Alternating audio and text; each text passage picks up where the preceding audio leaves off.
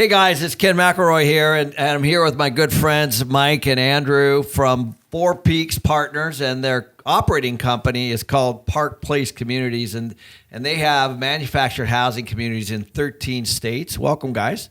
Thanks, Hey, Ken. glad to be here. So we're going to be talking about affordable housing, and this is the topic, guys. I'm telling you what, if you guys haven't figured out workforce housing, affordable housing is the future, it's going to be a thing. Rent control has already been introduced in a number of areas.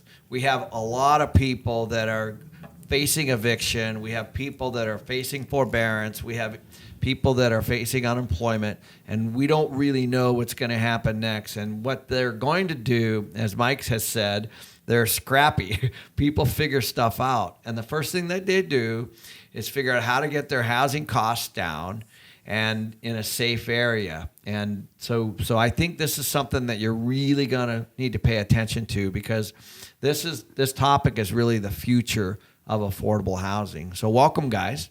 Thanks for having us again. Yeah. Why don't you just tell everybody a little bit about your company and the industry that you guys are in, so they can resonate with where we're heading with this. Yeah, so we own and operate about 35 mobile home communities in about 13 states. Mike's been in the industry. He and his wife started buying parks back in 2007, and we've been doing this as a company for about 6 years now. And the approach we took is to really build out an entire team to manage these properties effectively. We talked a little bit about that in the last podcast, but construction company, management company, and then we have the equity company, Four Peaks, that's kind of our parent company. What's really interesting through what we've been through the last 9 months, and we talked about this for a minute, we reached out to all of our residents back in March and April and tried to figure out, are you in jeopardy? Have you lost a job? Do you need help? Waiving fees, right? Application fees and late fees and all those things. And we really knew this, but our residents are essential workers for the most part, right? So they're the folks that work at the grocery stores and gas stations and Walmarts, and we're in really secondary markets. We're not in big major MSAs. So through this whole process, which we really knew, but this kind of cemented it for us. It's 50% of wage earners in the country that make less than $31,000 a year, and I would argue that number is growing. When you talk about the middle class shrinking, I don't think it's people getting wealthier. I think it's the opposite, right? Especially what's happening. So it's been very, very interesting through this time. But our collections, parts of our business have been frozen, but our collections have actually been really good through this. Yeah, one of the things that's been really wild is when you guys told me that your applications have doubled, right? Like you think about real estate, everybody's freaking out about real estate. Obviously, if you're a home builder and prices are going up like that, but that's an inventory issue. But if you're an operator already in a retail or a commercial office or even multifamily, rents are down. And, we're struggling and people are facing evictions and they're unemployed. And this industry, your applications have doubled. And these big companies like Blackstone, and there's some big numbers, they've entered this arena, and they're now competing, with companies like yourself. So it's very, very interesting. So what do you guys see is happening with the demand in affordable housing, and specifically these manufactured housing home parks? Well, I think the demand is getting greater. It's back to the applications were way up this year, and part of it's, we're in a very unusual cycle. Anyways, we have interest rates at an all-time low, and even though our residents don't qualify for a Fannie Freddie stick-built loan, there's still lenders out there in the space, and those rates have come down. So I think that's part of why people are moving through the pandemic, right? Anyway, so I think in general. We're going to see increased occupancy across the board, and I think honestly, I wake up every day and we're just glad to be in affordable housing and not in own office buildings as part of our portfolio and retail that's getting hit right now and some of those things. So we're pretty grateful. Right. Your investors must be happy, right? Yeah. I mean, this is a space that's not going away, guys. We already are seeing it, and different cities and different states are doing whatever they have to do and whatever they think is right. Like rent control. And when you start to see those things, those are what I call taps on the shoulder. Mm-hmm. Those are affordability issues. Period. Those are people looking at people saying, "Hey, we think rent's going to go too high here," and they're going to start moving out of these states as a result of the rents going too high. So this affordable housing thing is here to stay. So what do you see as the opportunities in the development side of the mobile home parks, or more in the value add areas? Are you guys seeing any of that anymore right now? Because I know cap rates are going down. It's interesting. There hasn't been a lot of development. And last I heard, and I don't know if this is, I know the year before there was like 10 developments done, which is a very low number in the United States. Like only 10? Yeah, it's in the whole country. Yep. And the reason why is because zoning, like cities are not friendly with this. And I understand how we got here. I mean, you think about mobile home parks over the years and the whole concept of not in my backyard. Like everybody will get on the affordable housing. Let's help people wagon. They don't want it next to them. No, not in my backyard, right? Yeah. And so cities have been, municipalities, zoning, all that has been not friendly to development. So there's really two challenges. And you know this. I mean, I've watched you for years in your cycles, like buying land and then developing when you can no longer afford to buy it at an affordable rate. Well, when you think about manufactured housing, even if they would let us develop, you have to bring in all these homes and then we've got to fill it up. And here's what I think is going to happen though. And we saw some legislation happen in the last couple of years with Ben Carson and HUD. He's been speaking at the Manufactured Housing Institute meetings for the last 2 years, like really promoting like how do we team up with affordable housing. There was and I don't know what's going to happen with the election and everything else, but there was a proposal last year that Trump put out, and MHI was all over this, basically withholding some federal funding for municipalities if they didn't lighten up a percentage of the zoning around affordable housing. That didn't specifically say manufactured housing, but I think what we're going to see as cities start seeing more and more homeless problems, we start seeing people move out of the larger cities into the tertiary markets. I think we're going to see some cities opening some of this up with less regulation, but still requirements, right? So that it's affordable, but it's still nice housing. And so I think there's going to be some opportunities in development. How soon, I'm not sure. Yeah. So MHI is Manufactured Housing Institute. Mm-hmm. Okay, so people can go there and check that out. I agree with you, by the way. It's going to be. I think they have to kind of do a shotgun approach to this. They have to have right now, unless you're you've been very lucky. Most of these manufactured housing communities are on the outskirts of town, right? And usually they're big pieces of land, generally, right? Yep. And so as the cities have grown out to that, then of course they become more expensive. But in addition to that, a lot of them have turned into redevelopments. So in other words, developers over the years have bought these those manufactured housing properties, and they basically turned them into shopping centers or apartments or something like that, right? And so we've had this dwindling supply, and as Mike said, there's only been 10 added. So you have this affordability issue that's is in demand, and you have the parks that are going away, right? Yep. Isn't that basically what's happening? Yeah. Yeah, and the other thing that's been so interesting, and this is real estate 101, it's supply and demand, right? So you have, years ago, you could have a family that, my grandfather, one salary, owned a house, owned a car, put the kids through school, right? Now, in our world, our residents, it's not uncommon for both mom and dad to have 2 jobs each, and they're barely getting by. So we know that wages have stayed, wages are increasing over the year, but expenses are through the roof.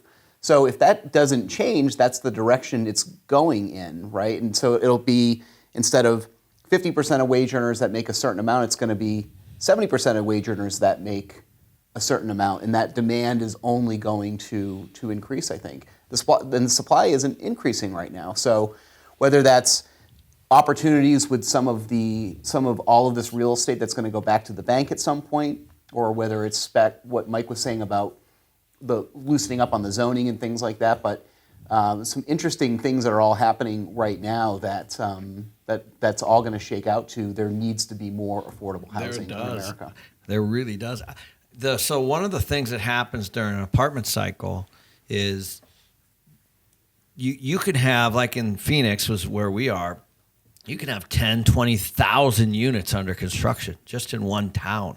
That could be 50, 60 projects. In the mobile home space, there were 10 in the nation.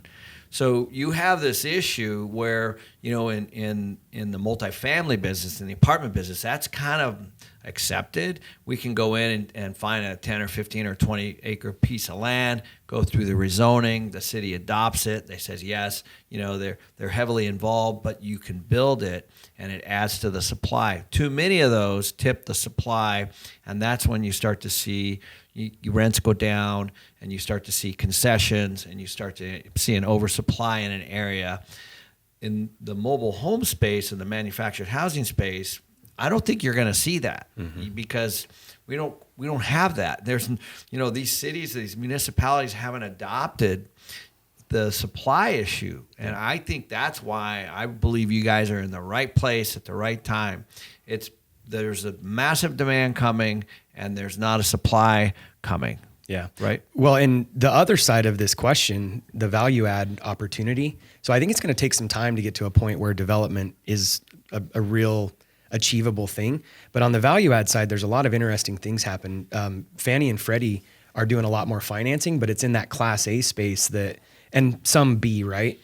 They're talking about loosening up some of the requirements because the real opportunity, there's a lot of mobile home parks out there that have empty lots. And the way to fill that is through the factory built homes.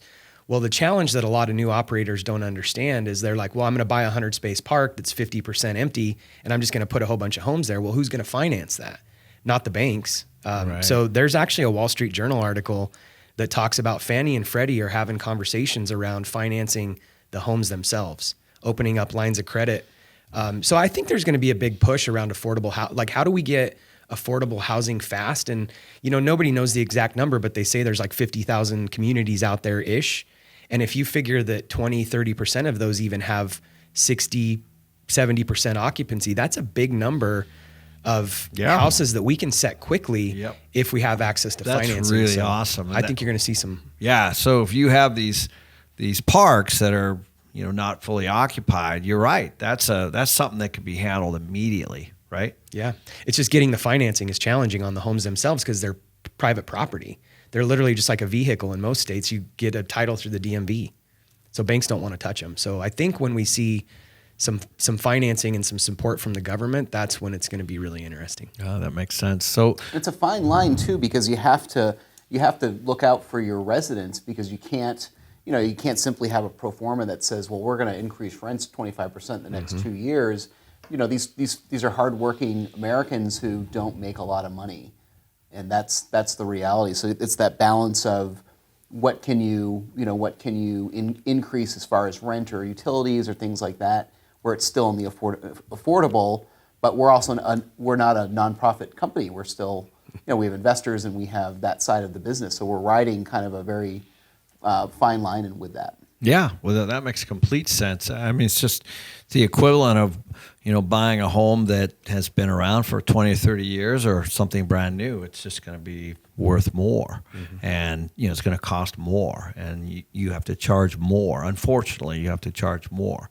So it'll be great to see those kinds of things coming out. What are some other challenges you guys see in the mobile home space coming out? Anything in particular toward affordability? Well, to me, it's the opposite of kind of what I was just talking about. I mean, some of that government help coming out if affordable housing is truly a push and an agenda in the political realm. But the other side of that could be more regulation. A lot of these communities are heavily regulated. We've got special EPA requirements, and there's a lot of regulation around it that could really hinder and actually force some communities to actually be shut down. And so that's a challenge. The cap rate compression is a big deal. Yes. So much money coming after this. I'm in a mastermind group that on Facebook that has a whole bunch of people, and every day you've got people in there like, I'm looking for my first park. I'm looking for my first park. Oh, wow. And, so I think there's a lot more money chasing it, but I think that's going to be a challenge in itself because it's not it isn't like buying a single family rental. No, no. So I think that's the challenge. There's a lot of money chasing it, but I think there's going to be some hard knocks that happen too. I mean, I experienced it, but it was a while back. So Yeah, well, one of the things I love is that you actually grew up in manufactured housing, right? yeah, I lived in a 1-bedroom, 1-bath, 1976 with 5 of us for a while. And then it was I think crazy. you bought it, right? Yeah, I didn't end up buying that park, but a company that we bought some stuff from did end up buying that community. Yeah, So, yeah. So it's a great story. I mean, so one of the things that is how these run and certainly how to operate them. So with that being said, because we kind of dealt with the same thing, there's all these syndicators out there and these people that are teaching people how to buy assisted care facilities and how to buy apartments and how to buy mobile home parks now. So what are some of the mistakes that you're going to see? You guys already know because you're in the business. What are some of the things that you're going to see from these investors, these first-time investors? Because I can assure you guys of one thing. Raising money is not hard. Everybody thinks it is. Investors invest in deals. They invest in teams. They invest in plans. They invest in things that are proven with math. So if you can figure that out, then putting that in front of an investor, they fund it. Everybody kind of starts with the money and they think, okay, so once we have the money, we're going to go out and find something. It's the opposite. Once you go find a park and you can see it from the perspective like these guys see it, and then you put it in front of the investor, now the investor has something to look at. And so now what we have is a very different scenario where these guys are, flying to wherever, and they're sitting there and they're learning how to raise capital, which again is not that difficult, and they're going and buying things. And so it's the same thing that happened in the apartment world. Mm-hmm. The only thing that's going to save those guys is if these prices continue to go up, right? Yep. So what are you going to see? What do you guys think now that all this new money's coming into this space? I think one of the biggest things is there's a lot of moving pieces in our business as a whole, right? In the manufactured housing space, we have rentals, we have people buying houses, there's different levels of applications. Back to the finance, there's different financing on this than a traditional Fannie Freddie stick-built home. When you're setting homes, you need to be licensed in that state. There's all of these moving pieces that, it took us when we first started probably 8 or 10 months to get licensed with one of the big lenders in the space, right? Like 10 months to do that. So there's a lot of those things that you just don't, unless someone tells you, you just don't know. But it's a lot of moving pieces, and then just managing people and that side. What else do you think, Mike? Yeah, and it kind of in line with that, but the amount of work that it takes to turn these around, you'll see pro formas all the time where we're going to add 15 homes a year to a community. And like, that's almost, I'm not going to say it's impossible, but that's almost impossible. When you look at, the timelines, the factories putting these homes out, getting it shipped to the community, finding vendors locally that go through the permitting process to get all that set. And so almost always, I think people are over or underestimating the amount of time and capital it's going to take to really turn around a value add park. Vendors, this is kind of interesting. Can't tell you how many times we'll buy a community and vendors in the market won't work for us because of that. The previous owner didn't pay them. And so there's just a stigma with that park. They don't care who owns it now. Yeah. So there's a lot of challenges with the vendors locally. Getting the homes there are a challenge. Andrew brought this up. And if you're going to get into the mobile home park space, you need to understand this. The eviction laws are a lot harder to kick somebody out of their home when they're not paying you when they own that home. Wow. Yeah. It's a challenge. And people think, well, I've got 12 single family rentals and it takes 2 months to evict somebody. Well, when somebody owns that home, it's a whole other process because this is a misnomer, but these are not RVs. These are manufactured homes that are typically set in place. They don't have the wheels on them anymore. They're hard to move. And so most state laws have really made it difficult for us to kick people out of their home because they own it. This is more like an eviction, like a bank having to go evict somebody out of a home that they own. And so I would watch that because, I think a lot of times people think that it's I mean, people can sit there for a long time when they own that home. You should be buying some of these operators. That's what you guys should be doing. It's a smart move. I'll tell you, what's easy to do, guys, is to look at a 100-unit property and say, oh, there's 50 there. We can add 50. You can sell that to anybody. And what you were saying, 15 a year for 4 years. Okay, then we're 100% full in 4 years. There are people that will invest on that plan. I see it on the apartment side. One time when we sold all those buildings in 2019, we had them all listed, and we actually had one in escrow in Houston, Texas. This was the best thing that ever happened. We had already looked at this deal, and we had already said, hey, we don't think there's value out here. We don't think we can raise these rents beyond. We actually even did some work inside some of the units to see if we could push rent. And after the management company had tried that, they said, there's no movement here. So we listed it. So I got a package from the person that was buying it. They actually were soliciting me for equity. So I sent it to Ross. We opened it up and we looked. And what it said was, horrible management. We owned it. Horrible management, value add opportunity. We're going to put all this cash into this deal, and it's going to turn into this amazing investment. And guess what? They raised the capital and they bought it. Now, I'm not wishing them ill will. I hope that it worked out and maybe we missed something. But the point is, it's easy to take a package from a broker, very easy, and to put whatever spin you want on it. The real education becomes when you start to ask those questions and you start to look at all the little details. Because what Mike said was 15 a year is virtually impossible. But I'm telling you, there's people out there raising capital on that, right? Yeah. Yeah. And I don't want to sound like, what I love about learning from you is, you share your wins and your, losses, the hard knocks, and you've got a lot of scars from experience, right? And so I'm not saying that we've been perfect along the road, but we've learned, maybe we put some of those pro formas out early, but I learned early on what I could and couldn't do with my own money. And I've said that so many times. And I think we just got to be cognizant of how aggressive we're getting just to attract that capital. And again, I'm not saying anybody's perfect. I'm sure early on when you were in your property management career, you made some mistakes, but that's what I love about you is the experience behind it. And yeah, 15 homes is virtually impossible unless you've got a bunch of capital just sitting and you're okay sitting. The reason why you could get 15 homes set, but can you fill those 15 homes, without them sitting for 12 months empty? Plus you need the capital, Totally. Plus you need the carrying costs, Yep. Plus all of those things, right? Time of the year, right? Yeah. Seasonality. So that just comes from experience of trying to battle that battle already. And so sometimes as we watch these new syndicators come into whatever space it might be, and they see something, they don't know what they don't know. Mm-hmm. And that's what you just need to be careful of as you guys are investing, throwing your money around, or looking at deals.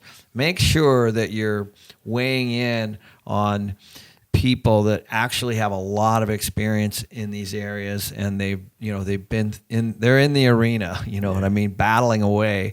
And because that's actually how the better underwriting gets done. That's, when that, Mike, and you're looking at a deal, you could put 15 or you could put 6. Yeah. That is a massive difference, guys, in the way the property returns are done, right? Yeah, the other thing that I think is probably of value to your listeners if you want to get into this space, one of the biggest challenges, you could go set 15 homes, but can you find 15 residents that can afford the down payment that the lenders are requiring for that home? And that's one of the bottlenecks. And so, yeah, you could probably get 15 homes set, but there's these things that you've just got to be cognizant of.